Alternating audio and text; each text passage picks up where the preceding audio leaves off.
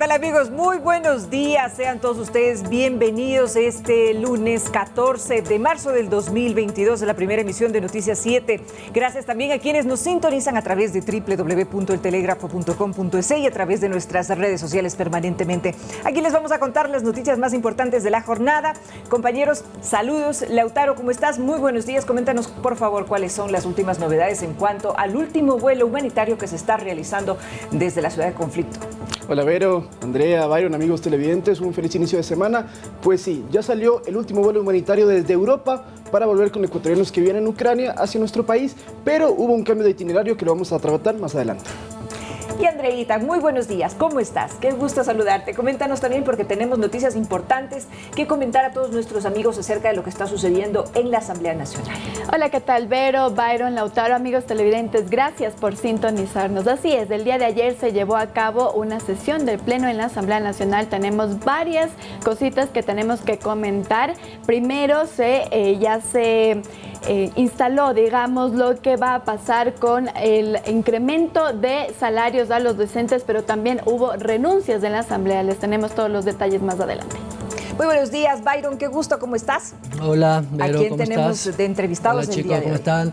Bueno, hoy estará con nosotros el viceministro de Movilidad Humana, Luis Vallas. Él estuvo precisamente allá en la zona de conflicto, en la coordinación con los chicos. Estará con nosotros vía telemática para contarnos primeras experiencias y cómo harán si es que hubiese posibilidad de traer a los otros 90 que se han quedado. Pero también estará con nosotros el subsecretario de Cerco Epidemiológico del Ministerio de Salud, Francisco Pérez. Hablaremos sobre la tercera dosis y ya Pfizer ha anunciado este fin de semana que recomienda a los países una cuarta dosis. Bueno, le preguntaremos qué tan factible es esto. Temas importantes los que vamos a tratar sin duda en esta jornada informativa. Amigos televidentes, vamos enseguida con los titulares.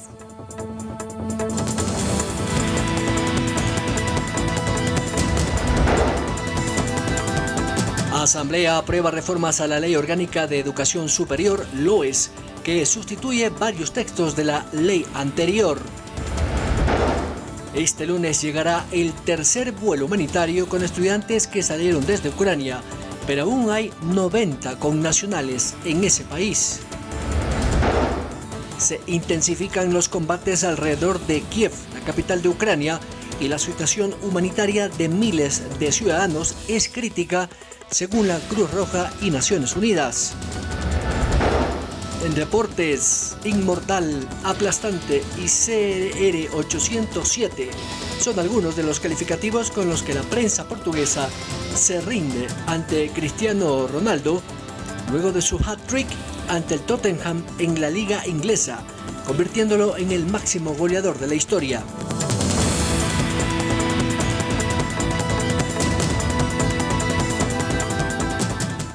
Uno de los temas más importantes que queremos tratar acerca de lo que está sucediendo en el ámbito legislativo es la partida con la cual se va a poder pagar a diferentes profesionales. Pero coméntanos, Andrea, por favor, cuáles son estas novedades.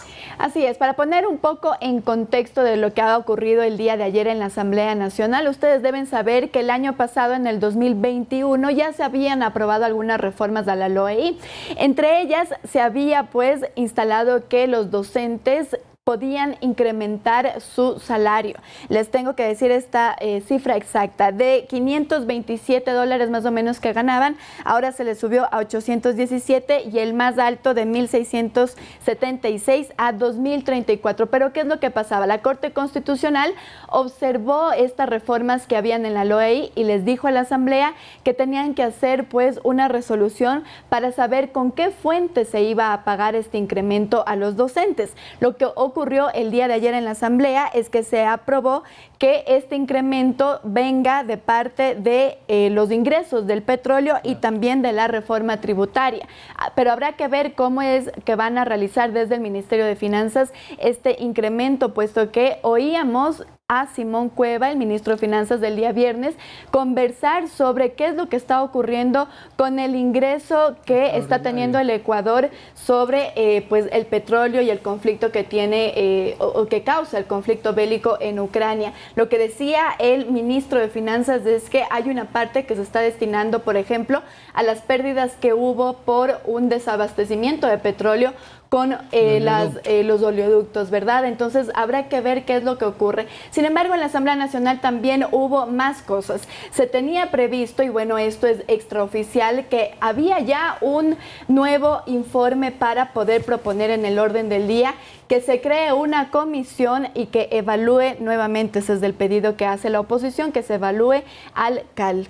Finalmente no sucedió, no hubo ninguna pedido de cambio de orden del día, se mantuvo como estaba la sesión, con lo que mencionó Andrea, también con el proyecto de ley de inversiones, el primer debate, que ya lo vamos a abordar, pero sí, se mantienen las tensiones sobre lo que pueda o no suceder con Guadalupe Llori. Recordemos que para una eventual destitución, como se está mencionando, tendría que crearse esta comisión multipartidista, que como ya lo sabemos, la semana anterior sí se votó para conocer si se podía o no aplicar a este tipo de entidad legislativa, no tuvo los votos necesarios. Ahora, hay que entender ciertas diferencias. Una cosa es pedir la creación de una comisión y otra es apelar directamente a la presidencia, que en ese caso sí sería muy diferente contra la asambleísta Guadalupe Llori. En otros temas, no sé si les parece, cambiamos al tema de las inversiones. Antes de cambiar en lo que ocurrió, digamos, en la Asamblea Nacional, hay que decir exactamente, se estaba conversando sobre el proyecto de ley de inversiones y hubo algo que pues cambió un poquito la agenda para nosotros también y para ustedes, amigos televidentes, que lo puedan mirar. César Roón, quien era asambleísta por el Guayas, y recordemos que él hace pocos meses también había renunciado a su bancada, digamos, del Partido Social Cristiano, renunció a la Asamblea Nacional y tenemos un directo de lo que él dijo el día de ayer, las razones por las cuales lo hizo. De terminar con los intereses particulares, con los intereses de las organizaciones políticas, porque el mayor interés es el interés del Ecuador. El Ecuador que tiene que cambiar y avanzar. Pero así como estamos en esta Asamblea Nacional, no avanzamos. Y me hago responsable, señor presidente, de mis declaraciones públicas. En estas condiciones es mejor cerrar esta Asamblea, porque la Asamblea no está aportando a lo que el pueblo ecuatoriano necesita allá afuera. Trabajo, producción, reformas, seguridad jurídica, seguridad ambiental, seguridad nacional.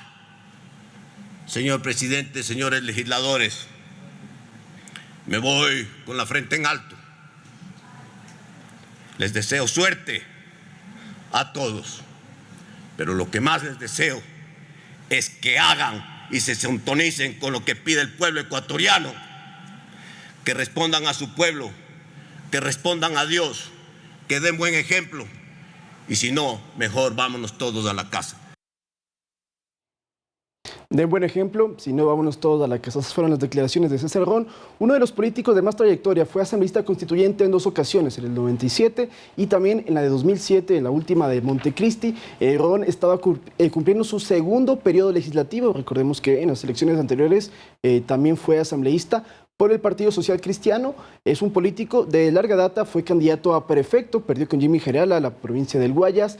Y el problema que tuvo él en esta asamblea inició desde el primer día, porque en el primer día él era uno de los opcionados a ser candidato a la presidencia de la asamblea por el Partido Social Cristiano. Finalmente su bancada no lo apoyó, decidió poner o apoyar a otra persona, a otro candidato. Esto le molestó a Roón y por eso se fue de Social Cristianos en el primer día. Estuvo como independiente hasta que lo que está pasando en la asamblea, según ha comentado por sus propias palabras, lo tiene cansado y mucha gente ha dicho que es una pérdida muy grande para la asamblea porque era de los pocos políticos bastante serios. Bueno, para quienes no lo tienen en el mapa, César Roón viene del sector productivo atunero. Él fue presidente de la Cámara Marítima y la Cámara de Pesquería del Ecuador hace muchísimos años, vinculado a los gremios empresariales y después pues, se vinculó a la actividad política, pero el discurso de él, si ustedes escuchan bien el detalle de lo que dice, él dice que la gente está esperando empleo, porque claro, en la ley de inversiones lo que se habla son estas alianzas público-privadas y muchos del sector de la oposición dicen que se va a privatizar todo, lo cual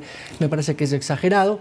Entonces, claro, él dice, no, yo no voy a estar prestándome para este tipo de cosas. Lo simpático es que el Partido Social Cristiano recupera un voto. Y les voy a decir por qué.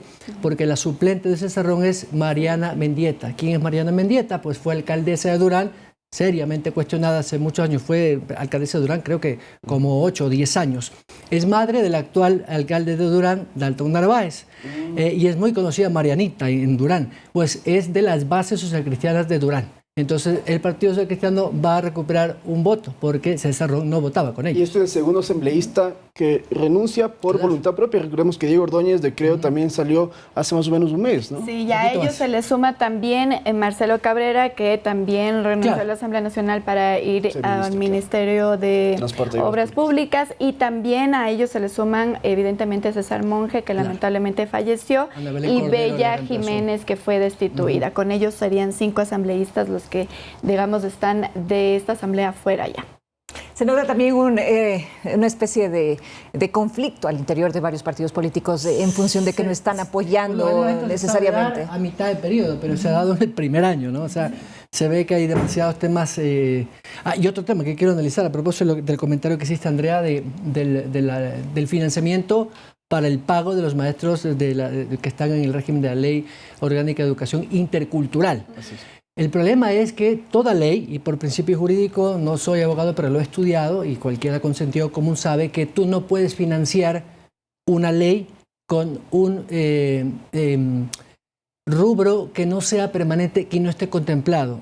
El dinero extraordinario del petróleo, como bien lo dijo el ministro Cueva, y esta semana vamos a tener al viceministro Castillo hablando del tema porque nos han confirmado que va a estar el viceministro de Finanzas, es que estos valores excepcionales del petróleo, porque así lo establece la ley, entran a la caja del fisco, al presupuesto general, pero no se puede utilizar en cubrir valores que financien una nueva ley. Toda ley tiene que estar financiada por un presupuesto que está codificado. Entonces, eso, por ejemplo, cualquier abogado, y si ustedes lo consultan, va a decir que eso es inconstitucional. Entonces, tranquilamente el gobierno podría presentar una inconstitucionalidad en la Corte y echan abajo la ley. Y son 630 millones de dólares para este presupuesto como de los maestros. Eso debe salir del presupuesto general, pero ya establecido en el presupuesto en este caso, el Ministerio de Educación. Solo para cerrar un poco ya este comentario en la Asamblea Nacional, lo que decía también César Roón es que una de las razones por las que renuncia es del tema de amnistías y llama al presidente, nuevamente se pone sobre la mesa el tema de la muerte cruzada. Así que hay que mirar qué es lo que ocurre esta semana en la Asamblea Nacional.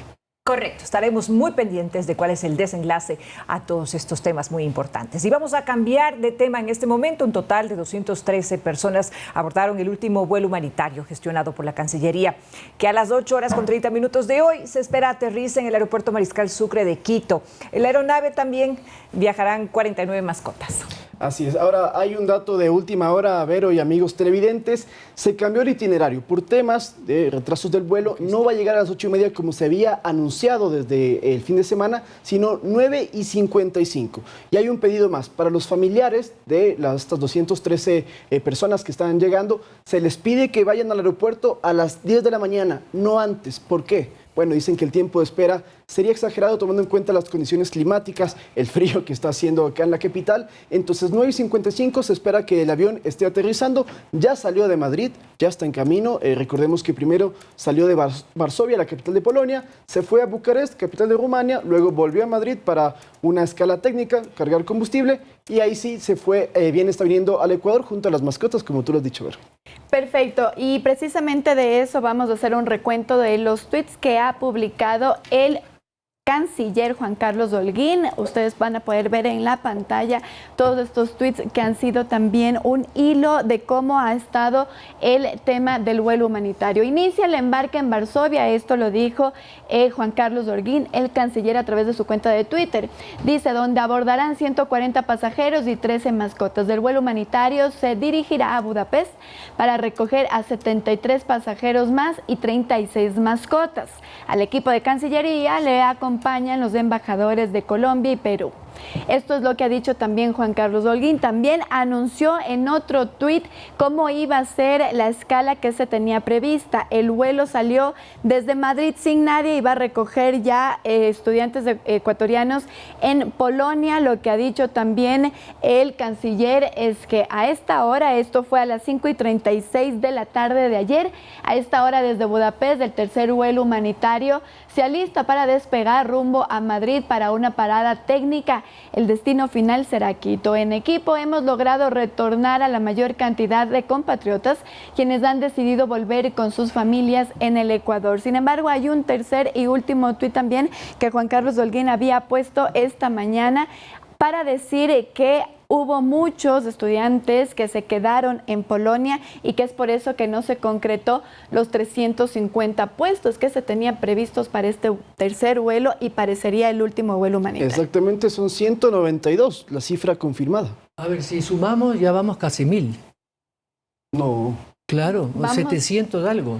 Por los supuesto. 800 y pico, 800 me parece. y pico, sí, pero sí. ya les vamos a... Ahora, Por lo tanto, ahora busco cuál eso es que hablaban la de que hay cifra más de oficial. 800 ecuatorianos en Ucrania estudiando, Tenemos. es verdad.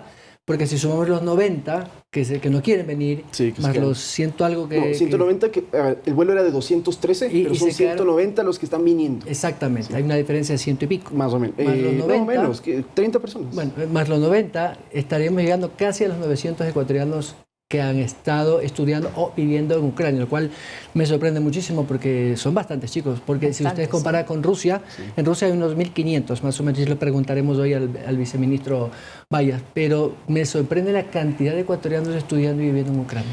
De verdad que sí, somos la comunidad latinoamericana más grande en Ucrania. Es algo que incluso yo desconocía. Yo pensé que eran los brasileños porque juegan en todos los equipos de fútbol y hay muchas personas de allá.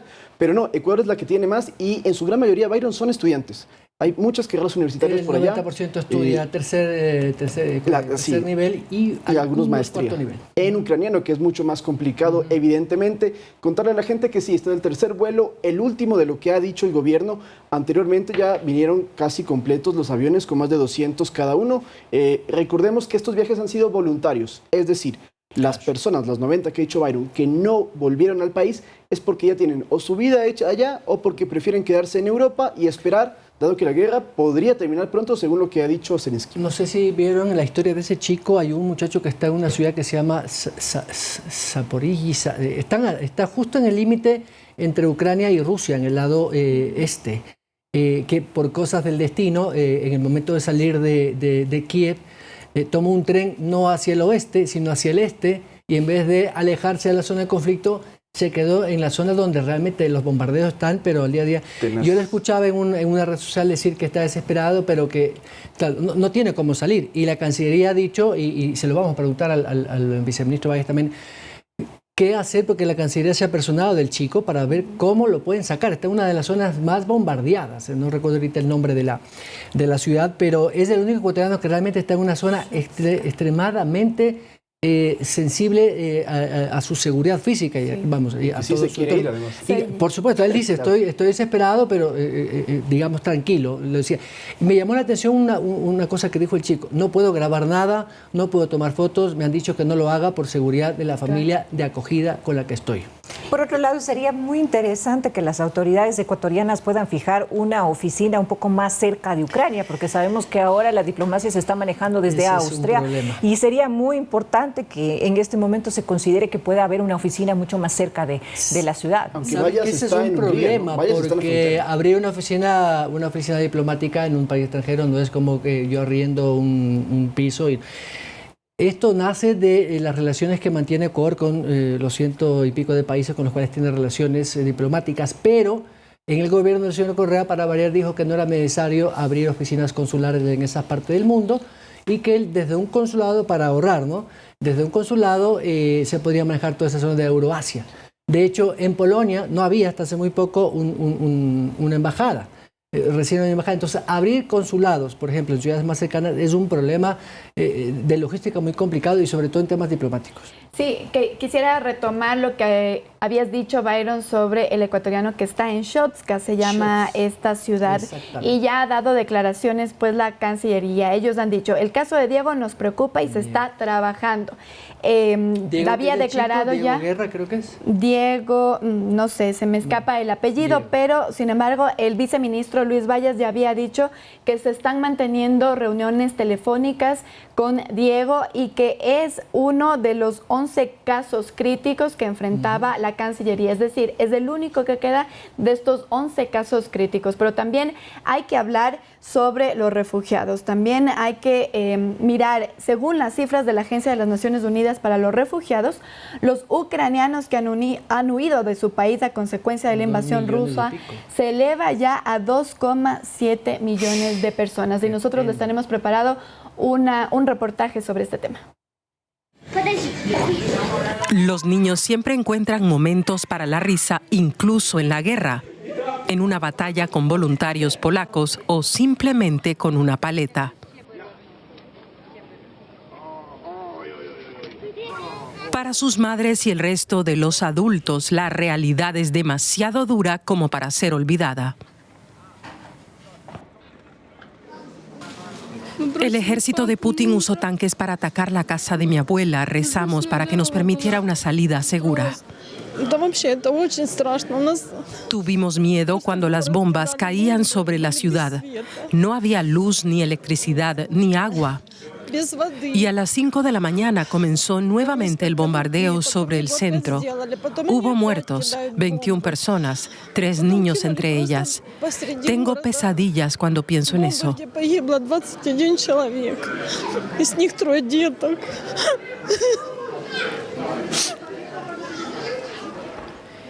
En la pequeña ciudad fronteriza de Medica, voluntarios polacos hacen lo que pueden para ayudar a las familias que tuvieron que huir. Les dan un techo, mantas, comida caliente, agua, todo lo que pueda dar algo de consuelo. Ucrania agradeció a Polonia por la ayuda.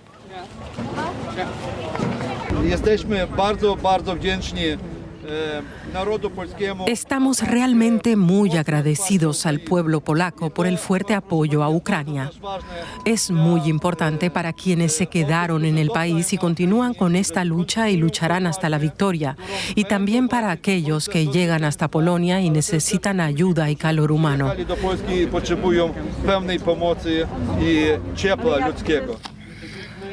No solo hay polacos entre los voluntarios que llegan desde diferentes partes del mundo para dar una mano.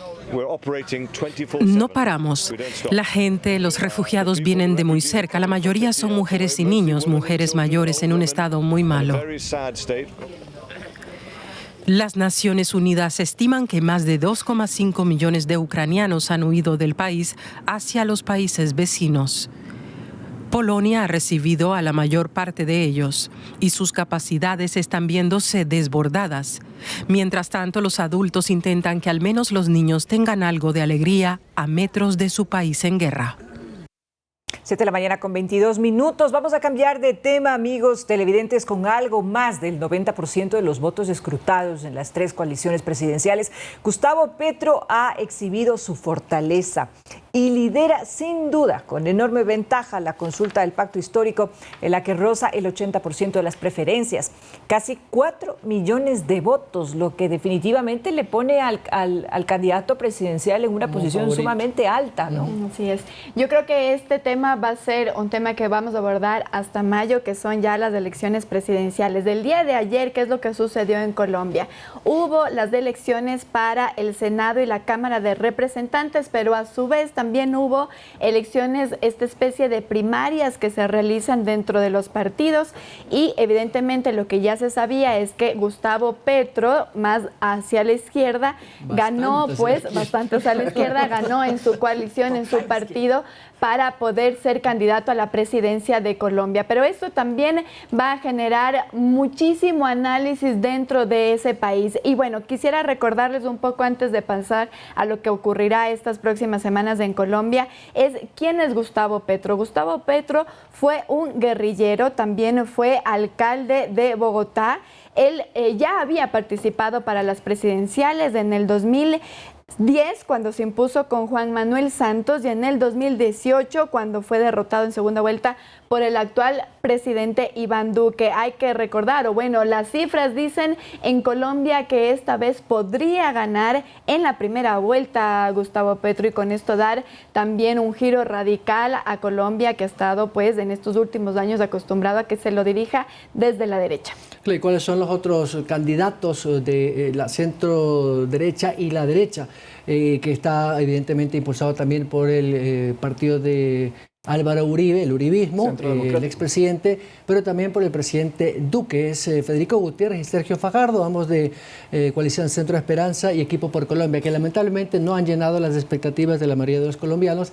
Yo creo que hay un desgaste también en Colombia porque en los últimos 40 años en Colombia se han, digamos, no repartido, pero se han turnado los conservadores y los liberales. Entonces, claro, la izquierda, esta nueva izquierda, media del siglo XXI, como es Petro y todos sus colegas del continente, digamos que se puede convertir en un fenómeno para Colombia diferente al que han estado acostumbrados los últimos 40 años. Entonces, efectivamente, Colombia podría girar a la izquierda y eso sí puede cambiar la geopolítica para Ecuador.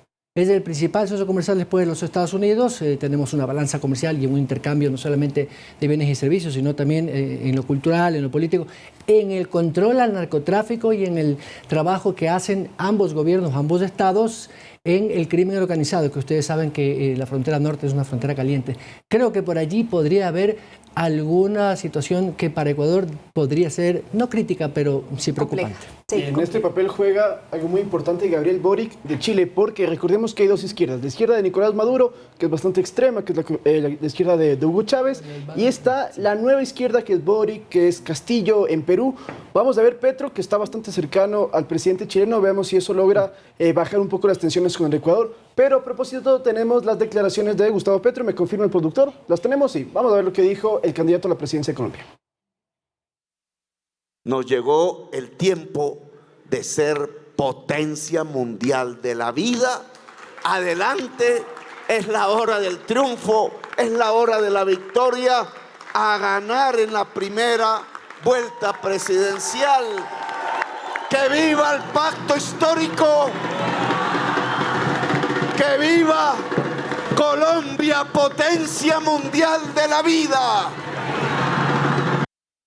Bien, las declaraciones de Petro. Estaremos pendientes entonces de cuál también es el giro que toma esta política en Colombia, muy cercano a nuestro país y que tiene una incidencia directa. Hacemos una pausa. Muchísimas gracias por habernos acompañado, compañeros. Excelente el análisis que se ha realizado en esta mañana y nosotros ya regresamos, amigos, con más porque tenemos nuestro segmento de deportes y después, por supuesto, las entrevistas aquí en Noticias 7. No se vayan.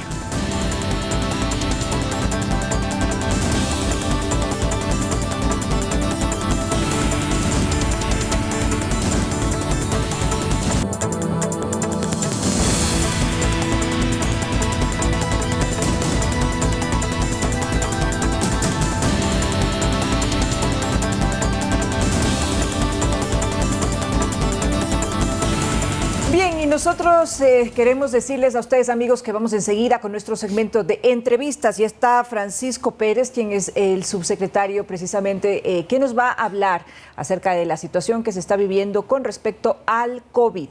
¿Qué es lo que está sucediendo? Muy buenos días, adelante, le escuchamos. Buenos días, muchas gracias por el entrevista. Un saludo a todos los televidentes. Bueno, durante estas últimas semanas hemos visto que ha habido una disminución de casos. Esta disminución se mantiene como una tendencia desde la semana 4, que es a mediados del mes de enero, a finales del mes de enero, perdón, y ventajosamente no hemos tenido ningún repunte importante de casos, incluso después del feriado de carnaval. El aumento en el número de contagios es constante, pero no es importante, es decir, no existe un aumento significativo. Tenemos todavía contagio comunitario, todavía tenemos que seguirnos cuidando, pero los números han disminuido ostensiblemente. Otra de las buenas noticias que tenemos es que la ocupación de camas es estable, es decir, hemos comenzado ya a reconvertir camas hacia las camas de uso normal antes de la pandemia, y esta tendencia se ha mantenido sobre todo en estas últimas 3 semanas después del feriado. Esto es alentador, sin embargo, nosotros seguimos expectantes. Hemos visto cómo el fin de semana ha comenzado a haber un rebrote en algunas ciudades de Europa y nosotros tenemos que mantener todavía la expectativa de que se mantenga en estos límites aceptables y en estos límites de mejoría de la pandemia. Subsecretario Francisco Pérez, gracias. Byron Galarza le saluda. Francisco, ¿a cuánto estamos ahora? El número de contagiados, usted tenía en esa infografía que día a día, entiendo, la van alimentando. Y si esto, digamos, esta curva aplanada del número de contagios tiene que ver mucho con el programa de inmunización, es decir, de vacunación en doble dosis ¿Y a cuántos ecuatorianos ya han llegado con doble dosis? Bueno, nosotros, por supuesto, el control de la epidemia, nosotros es precisamente gracias a dos estrategias. Primero, la estrategia epidemiológica, que nosotros hacemos una focalización de zonas de riesgo, y la segunda, por supuesto, el apoyo importantísimo de la vacunación y sobre todo las terceras dosis que llevan cada vez a aplicándose a más personas. Nosotros en este momento tenemos ya sobre el 83% de personas vacunadas con 2 dosis, es decir, la mayoría de ecuatorianos ya está aplicada la segunda dosis, y de las terceras dosis ya tenemos alrededor de 4 millones, más o menos estamos ya cerca de los 4 millones de personas que tienen ya una tercera dosis. Esto es importantísimo para nosotros dentro del tema de prevención. En cuanto a los contagiados, estamos muy cerca de los 900,000 contagiados registrados en nuestro sistema. Hay que tener en cuenta que alrededor de 300,000 personas se contagiaron solo en lo que va del año, es decir, de enero hasta este momento, y esto es la velocidad de contagio tan rápida de la variante Omicron. Pese a esa velocidad de contagio, gracias a la vacunación, lo que se consiguió es disminuir la mortalidad y sobre todo disminuir la ocupación de camas. Es decir, las camas, es verdad que tuvimos un momento que fue bastante álgido, sin embargo nunca llegamos a tener ocupaciones sobre el 100% como había pasado al inicio de la pandemia, y esto nos permitió también que la reducción de los casos y la reducción de la mortalidad sea importante. Muy bien, muchísimas gracias, señor Francisco Pérez, subsecretario general de Vigilancia Epidemiológica. Tenemos una consulta, sobre todo las madres de familia con los niños menores de edad. ¿Cómo se va a manejar el tema de las dosis en cuanto a las vacunas y en cuanto también al tipo de vacuna que se va a aplicar? Porque si bien es cierto, se nos ha dicho por un lado, por ejemplo, que Sinovac tiene solamente una dosis, por otro lado también se ha mencionado que otras farmacéuticas con otras marcas como Pfizer están hablando de una segunda y tercera dosis. Inclusive, coméntenos un poquito cómo se va a manejar este esquema en la adopción de la vacuna según la marca que sea o de laboratorio farmacéutico que sea en menores de 15 años. Bueno, nosotros ahora mismo tenemos un lineamiento que es vacunar con terceras dosis de los mayores de 12 años con la vacuna Pfizer, que es la que se utilizó para este grupo poblacional. Y por supuesto nosotros iremos evaluando según la evidencia científica si es necesario, por ejemplo, que los niños menores de 12 años puedan recibir una tercera dosis, una dosis de refuerzo. Hasta el momento lo que dice la literatura y lo que dice la evidencia científica es que los mayores de 12 años que se aplicaron Pfizer se pueden aplicar nuevamente Pfizer, y eso es lo que nosotros estamos haciendo ya. Estamos ya sacando los lineamientos para poder operativizar este tipo de vacunación, y seguramente en unas pocas semanas más veremos cómo ha evolucionado también la evidencia científica y si es necesario aplicar terceras dosis a los niños entre 5 y 12 años y posteriormente, por supuesto, a los niños entre 3 y 5 años, que son los grupos poblacionales que nosotros hemos estado vacunando en este tiempo. Toda vez que al momento nosotros tenemos todo el stock de vacunas completo, es decir, nosotros tenemos cualquier tipo de vacuna, un stock completo, un stock garantizado, y lo que nosotros iremos haciendo es aplicando precisamente las vacunas según lo que dice la evidencia científica. Se sabía que había una mejor respuesta inmunológica con una heteróloga en mayores de edad, y por eso esto se puso como tercera dosis, por ejemplo, los que recibieron Sinovac, AstraZeneca. Esto no ocurre con los niños, es más recomendable ocupar Pfizer, y eso es lo que estamos haciendo. Francisco, la ministra había dicho que es posible que quizás para abril, si se mantienen los números, podríamos ya quitarnos la mascarilla en sitios públicos. Y por qué no, también dijo que podríamos llegar a ser un país COVID-free, que sería uno de los primeros. Aunque eso, según los neumólogos y los expertos en estos temas, no sería tan cierto, o mejor dicho, no podríamos llegar a eso porque otros países del mundo tampoco lo han logrado hacer. Mi pregunta va en este sentido. ¿Es previsible bajo sus estadísticas y su proyectiva, su prospectiva, llegar al 95% de la inmunidad con doble dosis, al 95% de los ecuatorianos hasta abril? Bueno, nosotros seguimos vacunando muy deprisa, tenemos casi 100,000 personas que vacunamos al día. Esperamos llegar nosotros a esas cifras, sin embargo, hay que ser cautos en el tema de quitarnos la mascarilla. Países que tienen también grandes porcentajes de vacunación han tenido esta última semana un repunte precisamente por la variante Omicron o por alguna de sus subvariantes. Nosotros mantenemos expectantes. Nosotros creemos que esto puede ser plausible, pero siempre tenemos que manejar los riesgos, ¿no? Es decir, se viene pronto el feriado de carnaval, el feriado de Semana Santa, y seguramente también habrá muchos actos litúrgicos donde acuden las personas, seguramente o con más frecuencia las personas de tercera edad, que son las más susceptibles de fallecer si se enferman. Entonces nosotros todavía creemos que habría que esperar un poco, tenemos que seguir revisando los números día a día para ver si podemos nosotros ya indicar que se pueda estar por lo menos en espacios abiertos sin mascarilla y retomando la normalidad. Tenemos que esperar, este es lo único que podemos decir, es muy variante la pandemia, ha tenido altos y bajos, hay cada vez nueva evidencia, o cada vez vemos que en lugares, por ejemplo, China, ayer miraba en las noticias que ya tuvo que confinar algunas ciudades porque precisamente tuvo un repunte de casos, y esto es lo que queremos que no nos pase a nosotros, y por eso tenemos que ir solito y muy cautos en las recomendaciones para no tener inconvenientes posteriormente. Francisco Pérez, muchas gracias. Muchas gracias a usted. El subsecretario de Control y Vigilancia Epidemiológica del Ministerio de Salud Pública. 7 de la mañana con 47 minutos, Verónica. Así es, hacemos una pausa y ya regresamos enseguida con nuestro siguiente invitado, el señor Luis Vallas, viceministro de Movilidad Humana, quien tiene importantes noticias que compartir con todos nosotros. Ya volvemos.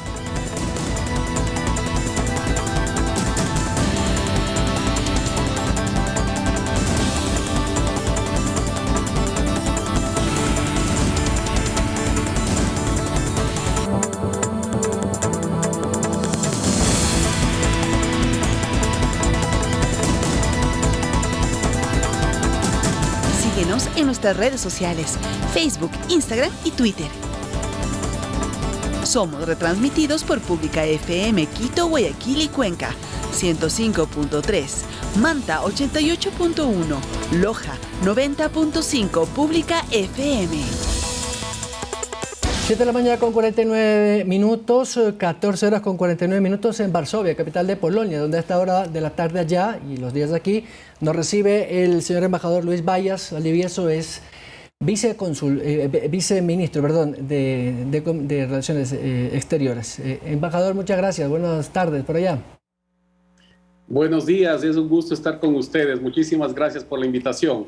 Señor embajador, bueno, este esfuerzo que ha hecho la Cancillería, que hay que decirlo, ha sido un esfuerzo rapidísimo, pese a las críticas que siempre existen, sobre todo de los padres, de ciertos estudiantes, en moverse, porque claro, en estas situaciones de guerra y no teniendo oficinas diplomáticas o consulares en los países del conflicto, como en Ucrania o los países alrededor, se hace muy complejo. Cuénteme a esta hora, ¿cuántos chicos se quedaron del último vuelo? Bueno, y muchísimas gracias nuevamente, es un gusto estar con ustedes. Pues el día de ayer, como usted bien señala, salió el tercer y último vuelo humanitario organizado por el Estado ecuatoriano. Se embarcaron en ese vuelo 192 personas. Primero paró en Varsovia se subieron un grupo de 170 aproximadamente y el resto en Budapest. Y un poco menos alrededor de 100, aquí en Varsovia y el resto en Budapest. Y pues fue primero hacia Madrid y luego hacia el Ecuador. Sí quisiera señalar que lamentablemente, como usted bien señala, también un grupo de ciudadanos ecuatorianos decidió quedarse aquí en Europa, y digo lamentablemente porque países como Polonia en este caso, o como Hungría, Rumanía o Eslovaquia, pues abrieron las puertas a los ciudadanos ecuatorianos a pesar de no tener visa Schengen. Y las puertas se abrieron con un visado temporal, un visado de tránsito, es decir, una autorización para que podamos nosotros como ciudadanos ecuatorianos transitar por estos países y teniendo como destino final el Ecuador. Sin embargo, algunos de nuestros compatriotas pues tomaron la decisión individual a pesar de las recomendaciones hechas por parte del Estado ecuatoriano, tomaron la decisión de quedarse. Es difícil calcular el número, pero pensamos que alrededor de 100 personas, tal vez un poco menos, se han quedado acá sin el visado respectivo. Entre ellos claro que sí, puede haber ciudadanos ecuatorianos que sí tengan visa Schengen. Habrá también ciudadanos ecuatorianos casados con ciudadanas europeas que están de manera regular acá. Y también, por supuesto, lamentablemente, ciudadanos ecuatorianos que van a permanecer, y eso no es recomendable de ninguna manera, de forma con un estatus migratorio irregular. Nuevamente, el llamado a nuestros compatriotas es que mientras tengan la visa de tránsito, pues en este caso ya en aerolíneas comerciales, pues regresen al país. Y sin embargo, viceministro, muy buenos días, le saluda Verónica Jarrín. Sin embargo, le decía, a pesar de que este grupo de ecuatorianos han decidido quedarse en Ucrania, ¿se podría decir o podría garantizarse de alguna manera la seguridad de los mismos en esta ciudad, dado que obviamente las circunstancias de la guerra no están definidas? Buenos días, Verónica. Sí, bueno, en ese caso es otro grupo de nuestros compatriotas con los que sí tenemos también contacto y que han decidido quedarse en Ucrania. No es un grupo mayor, pero es un grupo importante. Consideramos que es alrededor de 30 personas con los que tenemos contacto, que han decidido permanecer en Ucrania, ya sea porque están casados con ciudadanas ucranianas, porque tienen niños ucranianos, o simplemente porque han decidido quedarse. Tenemos el caso, por ejemplo, de dos compatriotas jóvenes, estudiantes universitarios que viven en la ciudad de Lviv, en Leópolis. Ellos han colaborado con nosotros, de hecho eran dos de los voluntarios que nos han ayudado en el agrupamiento de ciudadanos ecuatorianos en Lviv antes de salir hacia la frontera, que está en una ciudad cercana a la frontera con Polonia. Y ellos, por ejemplo, han decidido quedarse, permanecer en Ucrania. Ellos tienen su situación migratoria regular, tienen sus papeles en orden, pues no hay situación irregular de ninguna manera. Pero ese es otro grupo, es un grupo que permanece en Ucrania y con los que mantenemos contacto. A este grupo también el Ecuador, el Estado ecuatoriano les prestó asistencia, les informó las facilidades y los ofrecimientos del Estado, por ejemplo, para cruzar la frontera, luego asistirles acá del lado polaco o de los países fronterizos con Ucrania y luego, pues, por supuesto, el vuelo humanitario que regresó, como decía hace un momento, el día de ayer al Ecuador. Sí, señor embajador, si no me equivoco, uno de ellos es Álvaro y el otro es Josué. Yo tengo contacto con sus familiares y entiendo que ellos efectivamente eran estudiantes en Kiev, se fueron a Lviv, a Leópolis, y desde ahí están ayudando efectivamente a sus compatriotas. De ellos entiendo que se van a quedar. Pero hay 10 casos que son considerados por ustedes como representantes de la diplomacia ecuatoriana como críticos. Uno de ellos está en Sumy, que es una ciudad en plena zona de guerra y que está muy cerca de la frontera con Rusia, donde entiendo este chico, por cosas del destino, el tren lo llevó a esa zona. ¿Están en contacto con ustedes estos chicos, y en particular él, que lo veo muy activo en redes sociales? ¿Qué difícil será poderlo sacar de ahí? Bueno, son dos situaciones diferentes las que usted señala. La primera era el caso de un grupo de estudiantes ecuatorianos, 7 para ser precisos, que estaban en la ciudad de Sumy, exactamente como usted señala, en la frontera con Rusia. Ellos salieron ya y eran parte de un grupo de 11 casos que teníamos, que se los calificó como casos críticos. Pero, claro, la buena noticia es que los compatriotas que se encontraban en Sumy salieron hace ya 4 días de Sumy, luego se acercaron justo hacia la frontera con Polonia, hacia Lviv, y cruzaron la frontera y se les asistió ahí. Luego estuvieron hospedados en Cracovia. Que fue un relato también muy que nos preocupó mucho, la forma como salieron, pero lograron salir. De los 11 casos que teníamos como casos críticos, pues queda uno, que también es el que usted señala, pero no se encuentra en Sumy. Es una ciudad que está un poco más hacia el norte, también en frontera con Rusia, que se llama Shotska. En esta ciudad de Shotska se encuentra un compatriota nuestro que como le digo, es el último caso, el único caso que tenemos ya dentro de estos casos críticos. Estamos en contacto con él, hablamos permanentemente con él varias veces al día, igual con su familia en el Ecuador, y también tenemos contacto, que es muy importante, con el municipio de Shotska. Yo directamente hablo con una concejal del municipio de Shotska, quien nos da no solo información, sino también asistencia y apoyo telefónico y de información a nuestro compatriota. Quiero agradecer muchísimo. Y yo sé que seguramente no nos están viendo por este momento los ciudadanos de Shotska, pero créame que ha sido un apoyo muy, muy importante. Hubo la posibilidad del día de hoy de un corredor humanitario, que los llaman también corredores verdes, que se podía abrir el día de hoy. Lamentablemente no fue posible, no hubo autorización por parte de de uno de los destacamentos rusos. Esta ciudad, de hecho, está rodeada por fuerzas rusas. No es una ciudad estratégica dentro de lo que nos cuentan las mismas autoridades de Shotka, pero sí estratégica como ciudad, como poblado, pero sí es una vía de paso que une la carretera que va desde la frontera rusa hasta Kiev. De ahí la relevancia que tiene para las tropas rusas para entrar a Kiev.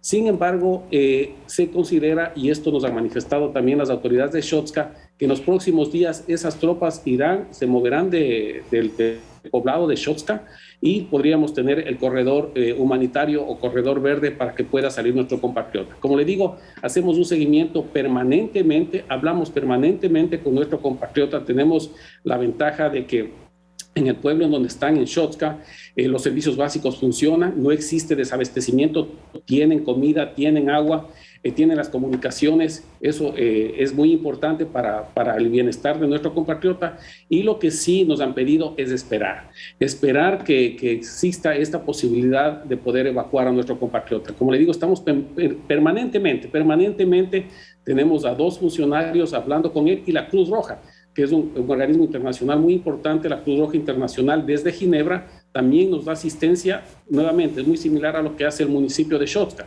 no solo para hablar con nuestro compatriota, porque eso es importante, también la salud mental que deban tener personas en esta situación, sino también para prestarnos información, darnos información de qué es lo que está pasando alrededor de donde se encuentra nuestro compatriota para la evacuación cuando sea posible. Vicecanciller Vallas, muchas gracias y éxitos allá.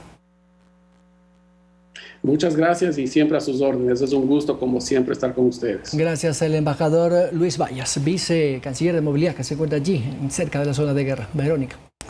Así es, Byron, amigos televidentes, muchísimas gracias por habernos acompañado en esta emisión informativa. Recuerden que a las 19 horas en punto tendremos una nueva emisión noticiosa. Mientras tanto, les invitamos a que sigan con la señal de Ecuador TV. Que pasen muy bien, feliz inicio de semana. Buenos días para todos. Nos vemos a las 19 horas.